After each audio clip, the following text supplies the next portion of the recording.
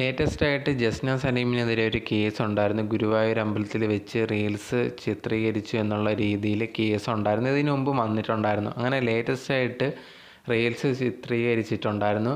അതിൻ്റെ പേരിൽ കേസും എടുത്തിട്ടുണ്ടായിരുന്നു. കഴിഞ്ഞ ദിവസം ജസ്ന സലീം തൻ്റെ യൂട്യൂബ് ചാനലിൽ ഒരു ലൈവ് വന്നിട്ടുണ്ടായിരുന്നു. ആ ഒരു ലൈവിൽ കയ്യിലെ ഞരമ്പ് മുറിച്ച് ആത്മഹത്യയ്ക്ക് ശ്രമിക്കുന്ന ഒരു വീഡിയോ ആയിരുന്നു പങ്കുവച്ചിട്ടുണ്ടായിരുന്നത്.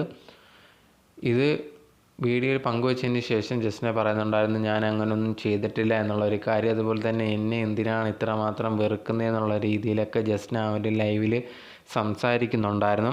എന്തായാലും കാര്യമായിട്ട് കുഴപ്പമില്ല എന്നുള്ളതാണ് അറിയാൻ സാധിച്ചിട്ടുള്ളത്.